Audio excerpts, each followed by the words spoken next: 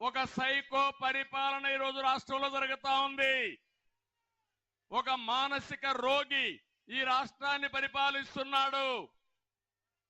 మొన్ననే విశాఖపట్నంలో మీటింగ్ పెట్టుకున్నారు. పెట్టుకోండి, విమర్శించండి, మాకు బాధ లేదు. నా ఫోటోని, పవన్ కళ్యాణ్ ఫోటోని, వేరే వాళ్ళందరూ ఫోటోలు ఇద్దరు ముగ్గురు పెట్టి వాళ్ళు అక్కడ చూస్తే బాక్సింగ్ బ్యాగ్స్ పెట్టి దాంతో కొడుతూ కాళ్లతో బూట్ కాళ్ళతో తంతూ ఇష్టానుసారంగా చేశారంటే ఇది నాగరిక ప్రపంచం అనుమతిస్తుందా అని మిమ్మల్ని అడుగుతున్నా. ఇది న్యాయమా అని మిమ్మల్ని అడుగుతున్నా. నేను అడుగుతున్నా, ఇక్కడ పోలీసులు ఉన్నారు. నేను ఆ పని డయాస్ పైన పెట్టి జగన్మోహన్ రెడ్డి ఫోటోకు చేస్తే మీరు అనుమతిస్తారా అని పోలీసులు అడుగుతున్నా.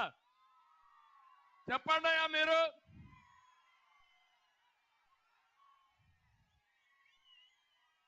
ఏం చేశారు? మీరు విశాఖపట్నంలో చేతగాని వ్యక్తులుగా మీరు చూస్తున్నారంటే మేము పడేది ఈ ప్రజల కోసం పడుతున్నాం కానీ ఈ సైకో కోసం కాదు. ఒక్క నిమిషం పని నాకు అది. ఎందుకు మీ విషయం చెప్తున్నానంటే రాజకీయాల్లోకి వచ్చాం కాబట్టి ప్రజల్ని కాపాడుకోవాలి, రాష్ట్రానికి న్యాయం జరగాలి. దుర్మార్గుడి చేతుల్లో నుంచి రాష్ట్రాన్ని కాపాడాలంటే ఇలాంటి పనికి మాలిన పనులు, పనికి మాలిన సంస్కృతి రాజకీయాలకు తెచ్చాయంటే ఏమనాల తమ్ముళ్ళు? అందరూ గట్టిగా చప్పట్లు కొట్టి నిరసన తెలియజేయండి. ఇది తప్పని చెప్పండి. అది అయిన తర్వాత ఇంకొక బాధేస్తుంది. నిన్ననే మాచర్ల దుర్గారావు అనే ఒక కార్యకర్త, మత్స్య కార్మికుడు, అతన్ని విపరీతంగా మీరు చూస్తే పోలీసులు తీసుకుపోయి హెరాస్మెంట్ మొదలుపెట్టారు, కొట్టడం మొదలుపెట్టారు, పార్టీ మారమన్నారు. ఎస్ఐ ఎన్ని చెప్పినా ఏం లేదు. రిపీట్ కొడతా ఉంటే ఏం చేయాలో దిక్కుది లేకుండా మళ్ళా పోతే కొడతారని భయంతో ఆత్మహత్య చేసుకుని చనిపోయాడు. మీరు అర్థం చేసుకున్నారా? మనం ఇలాంటి బలవంతపు మరణాలు ఎన్ని జరిగాయో లెక్కలేనన్ని మరణాలు జరిగాయి.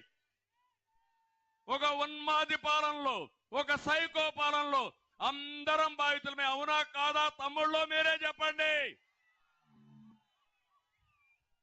అంటే నీ దగ్గర అధికారం ఉందని ప్రభుత్వంలో ప్రజాధనాన్ని ఉపయోగించుకొని తప్పుడు కేసులు పెట్టి వేధిస్తావా నువ్వు?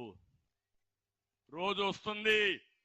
నేను ఒకటే చెప్తున్నా, ఇలాంటి వాళ్ళు చాలా మంది చూసినా కాల గర్భంలో కలిసిపోయారు. అదే జరుగుతుంది రేపు. ఆ దుర్గారావు గారు మరణానికి కారణమైన ఈ వైసీపీ నాయకుల్ని ఏమనాలి? జగన్మోహన్ రెడ్డి ఒక పెద్ద సైకో అయితే అక్కడ ఒక చిన్న సైకో ఎమ్మెల్యే ఉన్నాడు. వీళ్ళందరూ కలిసి అరాచకాలు క్రియేట్ చేస్తున్నారు. నిన్ననే నేను చూశాను అనంతపూర్లో ఎంత దారుణం అంటే ఒక మహిళ వితంతు, ఒక అబ్బాయి ఉన్నాడు. ఆవిడికి పెన్షన్ రావాలంటే అది అడగనని పోతే నటరాజ్ అనే ఒక వ్యక్తి, వైఎస్ఆర్ కాంగ్రెస్ నాయకుడు, మంత్రి అనుచరుడు, తన కోరిక తీర్చమన్నాడు. ఆ అమ్మాయి చెప్పింది నేను అలాంటి దాన్ని కాదు, నన్ను వదిలిపెట్టంటే ఆ అమ్మాయిని వేధించి వేధించి కడకు నడి రోడ్లో ఆ అమ్మాయి పైన దాడి చేశారు. ఒక దుర్మార్గుడు, ఒక కీచకుడు, ఒక దుశ్శాసనుడు కోరిక తీర్చలేదని ఆ అమ్మాయిని నడి రోడ్లో కొట్టి విపరీతంగా బాధించి, ఎక్కడైతే పవిత్రంగా చూస్తామో లేడీస్ని అలాంటి మహిళ మీద కాళ్లతో తన్నాడంటే ఏంటి వీళ్ళందరూ? ఓసారి అనిపిస్తుంది ఆంబోతులు మారిగా తయారయ్యారు, ఊరి మీద పడ్డారు.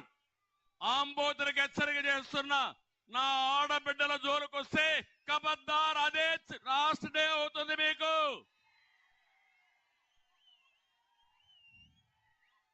సిగ్గుందా ముఖ్యమంత్రిని అడుగుతున్నా? నువ్వు సైకో అవునా కాదని అడుగుతున్నా. అంటే ఎక్కడికి పోతున్నాం ఈ రాష్ట్రంలో? నిన్ననే ఒక సీనియర్ నాయకుడు కన్నా లక్ష్మీనారాయణ నియోజకవర్గానికి పోతే అక్కడ ఒక సైకో ఉన్నాడు, ఆంబోత రాంబాబు. ఆయన మీద దాడి చేస్తాడు. చెప్తున్నా, ఆంబోతు నీ కళ్ళు వేస్తా,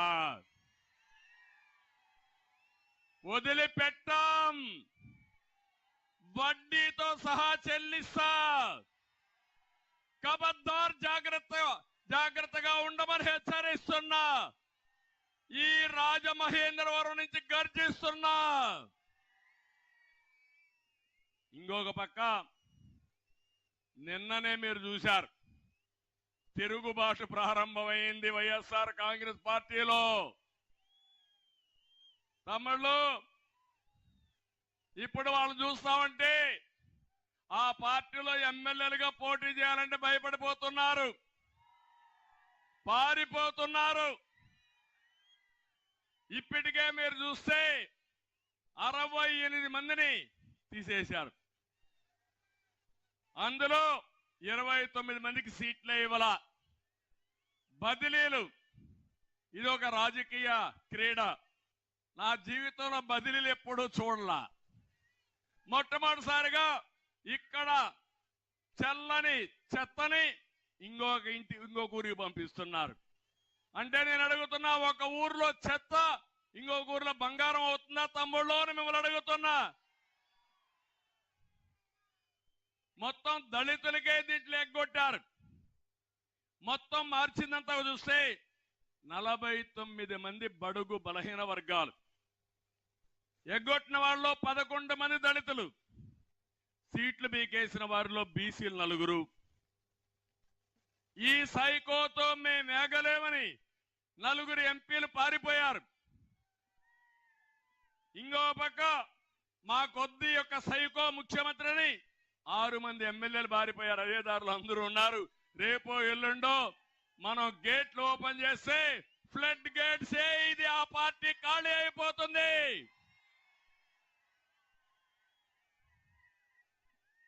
ఇంకో పక్కన ఒక 2 ఎమ్మెల్సీలు కూడా రాజీనామా చేసేశారు. నీతో మేము ఏగలేము, మాకొద్దని. మీరు ఒకసారి చూస్తే మొత్తం బదిలీ చేసిన వాళ్ళు మీరు చూడండి. తానేటి వనిత ఎస్సీ, చెల్లబోయిన వేణుగోపాలు, చెల్లని వేణుగోపాలు బీసీ, జోగి రమేష్, విడతల రజని, ఆదిమూలం సురేష్, మేరుగ నాగార్జున, గుమ్మనూరు జయరాం, ఉషశ్రీ చరణ్, నారాయణ స్వామి, గుడివాడ